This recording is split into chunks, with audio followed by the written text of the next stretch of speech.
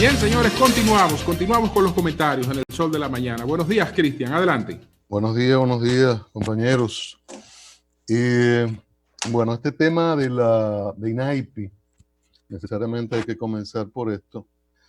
Ayer hablábamos de la necesidad de la transparencia y que el gobierno está obligado a ser celoso. Eso es clave. En lo relativo a la transparencia. José, buenos días. Saludos, Cristian. Saludos, Melton. Y Melton, que no lo he visto por ahí. Eso es un valor fundamental en este momento. Estamos hablando de muertes, estamos hablando de un gran sufrimiento humano, y nosotros decíamos ayer incluso que preferíamos un exceso en una denuncia, incluso una desproporción, a que callásemos cualquier denuncia en este momento tan fundamental donde hay que valorar cada peso del contribuyente dominicano. Entonces, en este sentido, cuando el consultor jurídico del Poder Ejecutivo da información con relación a irregularidades en los procedimientos de adjudicación en INAIPI, bueno, todo el mundo lo saluda necesariamente. Hay irregularidades, bueno, que se proceda, y sobre todo uno que reclama transparencia en todo esto cuando el mismo consultor jurídico habla de que vaya un expediente, todo esto se deposita en el Ministerio Público, que el Ministerio Público haga la investigación para determinar esas consecuencias penales en el caso de los funcionarios cancelados por decreto, que me llamó la atención esto porque hay gente que no es de decreto, y lo relativo a la renuncia de la directora del INAIPI, que según el consultor jurídico del Ejecutivo, Berlinesa Franco admitía que por la prisa, según explicó él, que fue parte de una comisión de investigación que encabezó al ministro de la Presidencia, Montalvo, en la que estaba el administrativo Peralta y la directora de contrataciones, pero según esta explicación del consultor jurídico, Berlinesa Franco renunció tras admitir que por la prisa del estado de emergencia del país fueron omitidos procedimientos mandatorios en nuestra legislación. Además, el consultor jurídico agregó que se cometieron violaciones flagrantes a los procedimientos de ley de compra y contrataciones. Ante una explicación de esta naturaleza, uno necesariamente tiene que reclamar que todo esto, como lo adelantó el consultor jurídico, vaya al Ministerio Público. Julio hacía algunos planteamientos tempranos con relación a fallas en un primer decreto emitido por el Ejecutivo, y de que algunos funcionarios que están dando el frente en estas crisis no se pueden prevaler de su falta o de su alegada falta para entonces sancionar a otros. Yo creo que esa parte hay que indagarla, esas precisiones que hacía Julio, pero quiero reiterar que hay que verlo todo, hay que escudriñarlo, donde haya denuncia hay que verla, porque este señor, un contratista, vendedor al Estado, que hizo la denuncia ayer, bueno, algunos la aceptaron, otros la tomaron con un grano de sal, y algunos la vieron como algo con cierto tremendismo. Sin embargo, cuando se indaga, esa investigación que se hace desde la Casa Presidencial, bueno, pues hay irregularidades y hay una serie de precios fijos que no son de un proceso de licitación, y hay toda una desproporción en esto. Yo no supongo, particularmente a la directora Berlinesa Franco en la aspiración de buscarse recursos por allá, no tiene ninguna necesidad de eso. Claro, cuando uno está al frente de una institución, lo que ocurra es responsabilidad en principio y al final del que está a la cabeza, que tiene que en todo momento estar muy vigilante de lo que hacen sus subalternos. Esto no quiere decir que yo me prejuicio y quiero condenar de antemano a todo el mundo. Ya tendrán la oportunidad de defenderse y creo que comienzan a defenderse. Y cuando el Ministerio Público inicie formalmente la investigación, también, porque ellos tienen ese derecho, pero la comisión que indagó esto, repito, es del ministro Montalvo, está el administrativo, la directora de contrataciones públicas y el consultor jurídico del Ejecutivo, de una enorme reputación. Bueno, de otro lado, ayer el aspirante presidencial por el PRM, Luis Abinader, hizo una propuesta interesante. Nosotros hemos estado insistiendo en eso, en lo relativo a que el presidente Medina haga un planteamiento al liderazgo político nacional, también el empresarial, social, etcétera, para afrontar los tres retos fundamentales que Luis lo citaba ayer. Usted está haciendo ruido. Luis lo citaba ayer. Combatir la pandemia, de que todos nos pongamos de acuerdo en el combate a la pandemia, lo relativo a los problemas económicos que esta genera y cómo afrontarlo en la actualidad y a futuro a meses, ¿no? Y a mediano plazo también, y lo referente al proceso electoral. Yo creo que esto es fundamental. El gobierno en gran medida ha rehuido el apoyo de la oposición política, incluso desde el sector oficial. Uno lo que ha visto es en gran medida el aprovechamiento político electoral del candidato oficial, y el gobierno ha tenido ciertas reticencias a el apoyo del liderazgo político en República Dominicana, que es fundamental.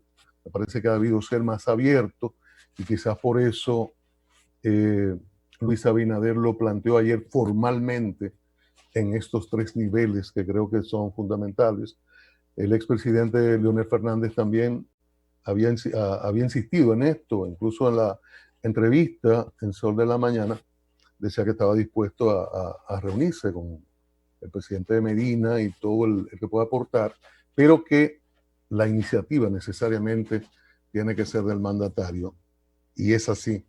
Un presidente de un país, el líder nacional, y en una situación de catástrofe, en una situación de crisis, es el que convoca al liderazgo nacional, incluido el político. Yo creo que el presidente Medina debe pronunciarse con relación a este reclamo, este planteamiento que hace Luis Abinader, pero que también es un reclamo de otros líderes políticos, empresariales y sociales, con relación a que se ponga de acuerdo el liderazgo nacional para afrontar estos problemas en esos niveles. Crisis sanitaria, la económica, hay un desplome económico, y la situación de las elecciones, que hay una alta sensibilidad en esto. Parte de la oposición se ha decantado por que se posponga y que la primera vuelta sea a principios de julio y una segunda a final de julio. El PLD va a opinar hoy por escrito, el PRM también va a opinar hoy, pero el tema en todo esto, todos estamos de acuerdo, y nosotros lo hemos planteado de hace semanas, en la posposición, la imposibilidad de celebrar elecciones con esta pandemia presente. La discusión es la Constitución. Tenemos que modificar la Constitución. Eury hacía alusión a esto. Algunos dicen que no es necesario, que en una situación de excepción la Junta tendría esa facultad. Hacen el referente a febrero. No creo que no es la misma situación. No es la misma situación, claro. Un proceso abortado se inició, y bueno, la Junta asumió una fecha. Usted podría decir constitucionalmente no podía hacerlo, pero era volver a un proceso suspendido o anulado, que es un contexto muy diferente a un aplazamiento de antemano de un proceso electoral, aunque hay una situación de excepción como es una pandemia, algo que afecta no solo el territorio nacional, sino que afecta al mundo, nuestro contacto con el mundo, y ya desde Estados Unidos se nos dice que no podemos tener proceso físico de nuestras elecciones en su territorio. Yo creo que hay que discutir lo relativo a la constitucionalidad o no de los aplazamientos. Me parece que así, pensando en voz alta, no he examinado a profundidad el tema, que podríamos encontrar algunas posibilidades dentro del estado de excepción, porque para hacer el proceso, porque embarcarnos en una modificación constitucional ahora, no sé a dónde podríamos llegar, si llegamos. Se habla de la madurez del liderazgo político, pero eso uno a cada momento ve que eso es lo que hace falta en la República Dominicana. Y veo imposible embarcarnos en una reforma constitucional en estos momentos. Eso es una gran dificultad. Pero bueno, el tema del coronavirus. Ayer a mí me asustó de que el ministro de Salud hablaba de una letalidad de un 5%, pero cuando daba el informe número 20, hemos aplicado algo más de 6,000 pruebas y tenemos 2,000 y tantos de contagiados. 6,000 pruebas y 2,000 y tantos de contagiados. Es una proporción terrible. Pero además uno dice, y es lo fundamental en esto, ¿qué ha pasado con las pruebas? Porque cada día uno recibe información de que se van a ampliar las pruebas, de que hay más laboratorios, de que será gratuita, de que hay una serie de acuerdos con actores del sistema, de que todo el mundo está aportando pruebas, pero no se hacen las benditas pruebas. Tengo amigos que me han llamado y me dicen, bueno, pero ¿cómo que uno se va a hacer la prueba? Está contagiado mi esposa, mi prima, pero como que uno no encuentra la manera de hacerse las pruebas. Esto además de todos los testimonios que nos llegan a Sol de la Mañana y a otros medios de comunicación de cómo hacerse las benditas pruebas. El reclamo que tiene San Francisco de Macorís diciendo aquí hay mayor cantidad de muertos, pero es poca la cantidad que se hacen de las pruebas. Y hubo un reclamo en particular con lo que ha ocurrido con la penitenciaría de La Victoria, que se aplicaron cientos de pruebas, y es correcto, cuando en San Francisco de Macorís, donde hay la mayor cantidad de muertes, se han aplicado muy pocas pruebas. Entonces, hay un problema con esto de la aplicación de las pruebas. Hace unas semanas yo llegué a pensar que era que no se aplicaban para que no hubiese un resultado que nos asustara a todos. Pero no creo que eso pueda ser así. Además, es engañarnos y prolongar la crisis, porque en la medida en que no aplicamos una mayor cantidad de pruebas, se va a alargar todo esto y es peor. Por eso la OMS dice pruebas, porque detectamos a tiempo quiénes lo tienen, quiénes no lo tienen y cuáles son los procedimientos que tenemos que aplicar. Entonces ahí hay una gran deficiencia que no termino de entender qué es lo que pasa con esta situación. En ese mismo contexto, y Eury hablaba desde su punto de vista cristiano, del ser humano temprano y de la solidaridad. Hay una gran ignorancia en sectores comunitarios con relación a los centros de aislamiento. Un centro de aislamiento es un lugar donde se van a llevar personas que no van a salir de ahí y que se va a tener un control sobre ellos y que también tienen familias como esos que protestan. Y es una medida correcta desde el punto de vista de que no se expanda hasta esos que protestan y otros y sus familiares. Entonces hay comunidades que siguen protestando porque se habilitan centros de aislamiento y es una gran ignorancia, falta de solidaridad y algo increíblemente absurdo, Vi en una imagen de televisión que en Elías Piña pararon un camión que iba hacia Haití. Entonces lo retienen. Ellos dizque por temor al coronavirus, ellos dicen que el camión no debe pasar, pero entonces lo frenan, lo retienen, lo paran y entran en contacto con gente que viene en el camión. Es algo absurdo. Y claro, lo absurdo es difícil quitarlo de la cabeza de la gente, aún con una campaña de orientación masiva, importante. Pero hay que insistir en este punto, porque hay mucha ignorancia y se está afectando la situación de muchos dominicanos de poder aislarse. Espérate, Julio, que me queda un puntito.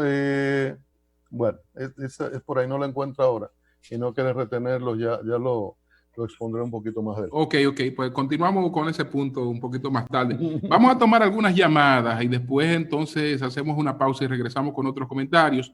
Un saludo tanto para José como para Melton, que ya llegaron, ya están integrados. Entonces, vamos a poner las líneas telefónicas. ¿Pero qué es eso de...? Comunícate 809-540-1065. 1-809-200-1065 desde el interior sin cargos. 1-833-610-1065 desde los Estados Unidos. Sol 106.5.